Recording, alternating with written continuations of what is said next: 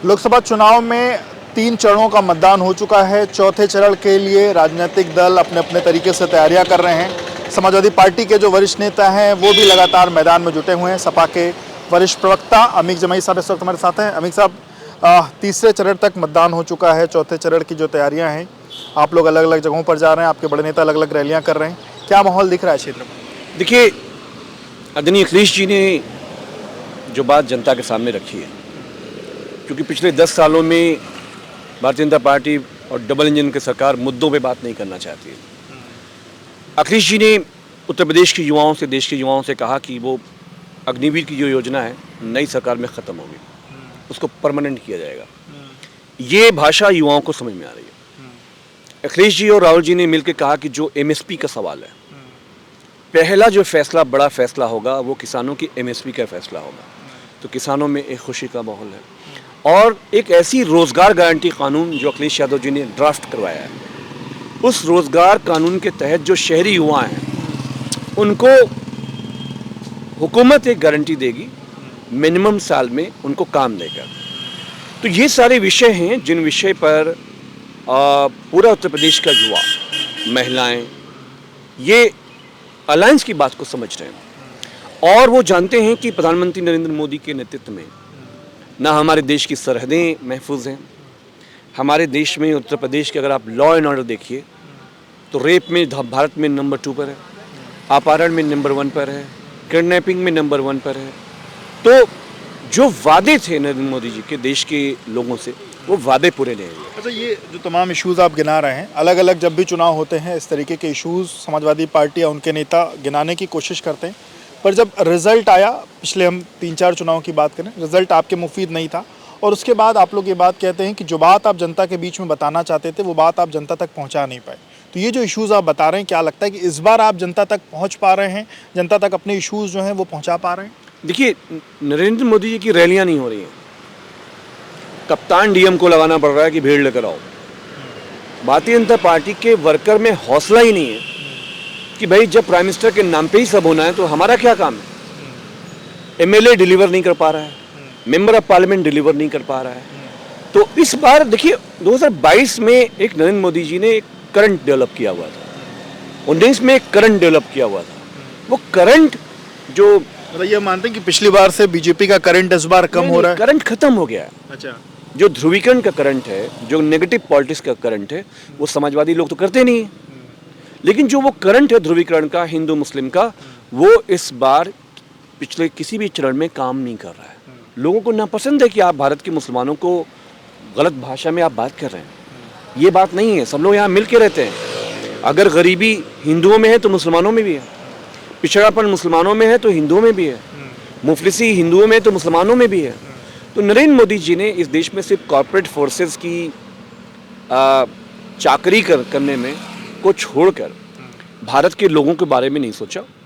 4 मित्र नरेंद्र मोदी के देश के 40% दौलत पे कब्जा है, यही किया है भारतीय जनता पार्टी ने। अच्छा, ये आप लोग जो अपनी बात कह रहे हैं, पर हमने ये देखा कि जब चुनाव शुरू हुए तो चुनाव शुरू होने के मतलब शुरू होने के पहले से ही बीजेपी की कैंपेनिंग एक बड़े स्तर पर थी। आप लोग की कैंपेनिंग, आप लोग जो लोगों के बीच में जो बड़े नेताओं की रैलियां थी, काफ़ी लेट से शुरू हुई। फर्स्ट फेज में हमने देखा राहुल और अखिलेश जी ने सिर्फ एक जो प्रेस कॉन्फ्रेंस है वो गाज़ियाबाद में की, तब तक बीजेपी के नेताओं की 10 से अधिक रैलियां हो चुकी थी।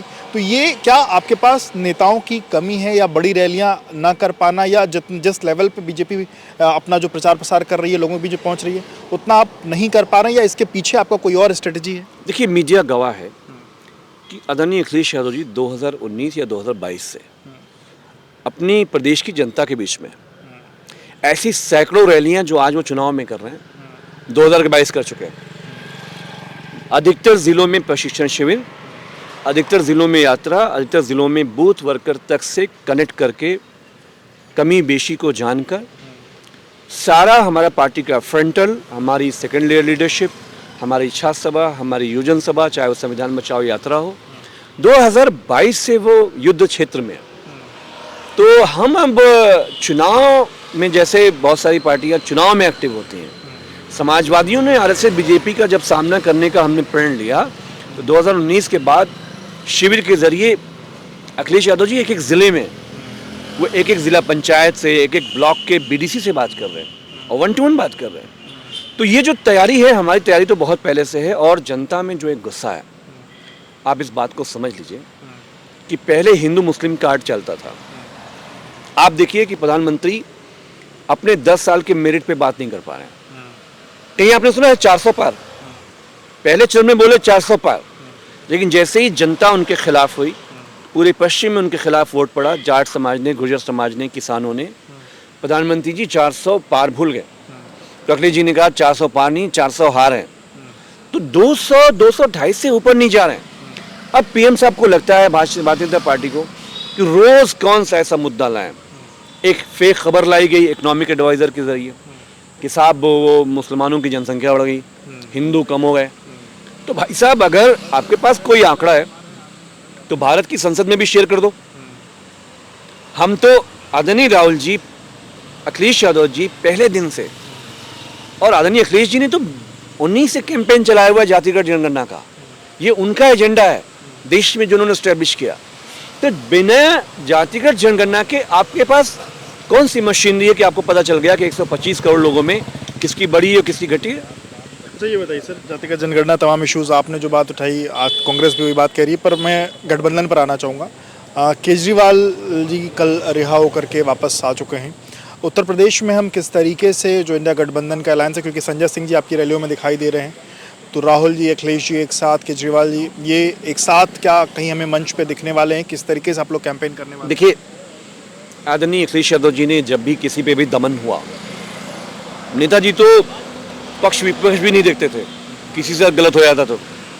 लेकिन जो केजरीवाल जी के साथ हुआ, अखिलेश यादव जी ने पूरे देश में उसके लिए आवाज़ उठाई और आज वो बेल पर हैं। बेशक इंडिया अलायंस को इकट्ठा करने में उत्तर प्रदेश में अखिलेश जी ने नेतृत्व का रोल निभाया, तो संजय सिंह जी आ रहे हैं और भी बिहार के बड़े से बड़े जो नेता हैं हमारे समाजवादी नेता, वो भी आने वाले चरणों में आदरणीय राहुल जी के साथ, अखिलेश जी के साथ आपको दिखेंगे। तेजस्वी जी की बात कर रहे हैं? तेजस्वी जी को उत्तर प्रदेश के लोग बहुत चाहते हैं, मांग भी है और हम लोग बहुत जल्द देखेंगे कि वो लोग साथ में होंगे। ये देखा जा रहा है बीजेपी में लगातार अलग अलग नेताओं की ज्वाइनिंग हो रही है। आपकी पार्टी से भी तमाम लोग छोड़ करके बीजेपी का दामन थाम रहे हैं। आज भी कुछ लोगों ने बीजेपी का दामन थामा है और वो ये कह रहे हैं कि जो अखिलेश जी पीडीए का नारा तो देते हैं, पर सबको साथ में लेकर चलने की जो बात है वो अखिलेश जी नहीं कर पा रहे हैं। और अलग अलग जातियों के जो लोग हैं, जो सवर्ण जातियों से आने वाले लोग हैं, वो कह रहे हैं कि हमारा वहाँ पे हमारा एक तरीके से घुटन महसूस हो रही है और इसलिए वो लोग सपा को छोड़ रहे हैं। आप कैसे देखते हैं? देखो, किसी भी समाज का जो सम्मान है ना, वो सबसे बड़ी चीज़ होती है। क्षत्रिय समाज के बारे में नरेंद्र मोदी का दोस्त मेंबर ऑफ पार्लियामेंट रूपाला, जो मंत्री हैं गुजरात से, उन्होंने बोला कि ये जो क्षत्रिय हैं, ये अपनी बेटियां और बहुएं अंग्रेज़ों और मुगलों को दिया करते थे। हरियाणा में, राजस्थान में, उत्तर प्रदेश में, गुजरात में लाखों लाख क्षत्रिय बाहर आए। उन्होंने कहा रूपाला इस्तीफा दे। प्रधानमंत्री रूपाला जी के साथ खड़े हुए, क्षत्रियों के साथ नहीं खड़े हुए। उत्तर प्रदेश में तो आप गवाह हो, 2017 के बाद से सबसे ज़्यादा फेक इनकाउंटर ब्राह्मण समाज के लोगों के हुए। सबसे ज़्यादा जो बुलडोज़र चले, यादव मुसलमानों से ज़्यादा ब्राह्मण समाज के चले। और चुन चुन के जो बड़े नेता थे ब्राह्मण समाज के, उनको जेलें, आरएसएस के जो ब्राह्मण नेताओं को जेल भेजा गया। तो सवाल ये है कि ब्राह्मण समाज को, क्षत्रिय समाज का जो सम्मान समाजवादियों ने किया, आदरणीय अखिलेश जी ने किया। नेताजी की सरकारों में तो लोग कहते थे कि ब्राह्मण क्षत्रिय छाए हुए हैं कैबिनेट में और मंत्रालयों में। तो ये कह रहे हैं कि नेताजी के समय पर हमें सम्मान होता था, पर अखिलेश जी 2017 के बाद हमें सम्मान नहीं दे पा रहे। नहीं, 2017 में हमारी जब सरकार होगी, सरकार में सम्मान मिलेगा। लेकिन जो हमारी डाइवर्सिटी है, चाहे वो संगठन हो, चाहे वो एमएलए हो, चाहे वो टिकट्स में हो, जो हक अधिकार नेताजी ने हमेशा बनाया था, आदरणीय अखिलेश जी उसी लाइन पे चल रहे हैं। लेकिन इस बुरे समय में जब क्षत्रियों के साथ इतना जुल्म है, जब ब्राह्मण के साथ इतना जुल्म है, जुल्म करने वाली भारतीय जनता पार्टी है, तो जो जुल्म कर रही है आप उनके यहाँ जा रहे हो। आज हमारे आदरणीय बाबा दुबे जौनपुर के हैं, ब्राह्मण समाज के बड़े नेता हैं, नेताजी ने बनाया उनको, सरकार में बड़ा पद रहा, बहुत ऊंचा सम्मान उनका हो गया। 22 के चुनाव में अखिलेश जी ने बदलापुर से चुनाव लड़ाया, जनाब 1000 वोट से हार गए। बताइए उनकी क्या मजबूरी है? उनकी क्या मजबूरी है? समाजवादी जो राजनीति है, बेसिकली जो समझने में दिक्कत हो रही है कुछ लोगों को, समाजवादी राजनीति कमजोर वर्गों की राजनीति है, जो अशिक्षित हैं, गरीब हैं, भूमिहीन हैं, दलित हैं, आदिवासी हैं, पिछड़ा है, माइनॉरिटीज हैं, ये समाजवादियों की राजनीति है। और जो कमजोर तबके हैं सामान्य वर्गों में, उनकी आवाज बनना, तो वो आवाज तो समाजवादी सरकारों में थी। आज लड़ने का समय है, लेकिन बाबा दुबे हर कोई ब्राह्मण समाज वैसा नहीं है। आज ब्राह्मण समाज भारतीय जनता पार्टी के खिलाफ वोट कर रहा है, आरएसएस का एक तबका वोट कर रहा है। क्यों वोट कर रहा है आप पता करिए, तो वो ब्राह्मण समाज बताएगा कि मुख्यमंत्री जी ने बुलडोजर चलवाया, मुख्यमंत्री जी ने जेल डाले, मुख्यमंत्री जी ने फेक इनकाउंटर करवाए। तो सम्मान वहाँ नहीं है। हम अभी भी निवेदन करेंगे कि एक बड़ी लड़ाई के लिए हमेशा ब्राह्मण समाज ने, क्षत्रिय समाज ने लोगों को दिया है। आखिरी सवाल, 80 सीटें, कितनी सीट पर गठबंधन समाजवादी पार्टी कितनी जीत रही है? परिवार के कितनी सीटों पर आप लोग विजय प्राप्त कर रहे हैं? देखो, आप ये बात समझ लो, सबसे ज़्यादा सीटें जो भारतीय जनता पार्टी नरेंद्र मोदी की कम हो रही है, वो यूपी से कम हो रही है। तो 80 में 80 का दावा कर रहे हैं। नहीं, वो 80 में 100 का भी कर सकते हैं। जब मुख्यमंत्री जी 45 में 56 कर सकते हैं, तो कुछ भी कर सकता है। तो आप 80 में 400 कर लीजिए, हमें क्या आप कितनी जीत रहे हैं? हमारा ये मानना है कि जनता विद्रोह की स्थिति में भारतीय जनता पार्टी के खिलाफ, और खुद भारतीय जनता पार्टी का आधा संगठन टूट चुका है, और लोग चाहते हैं कि ये जो 10 साल की फेल सरकार है उसका पतन हो, एक नई सरकार आए।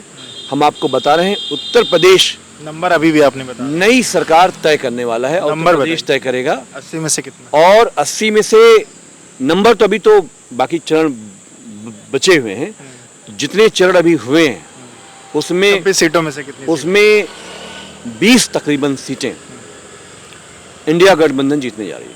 बहुत बहुत शुक्रिया बात करने के लिए। तो आप आमिर जमई साहब को सुनो, जिन्होंने समाजवादी पार्टी का पक्ष रखा।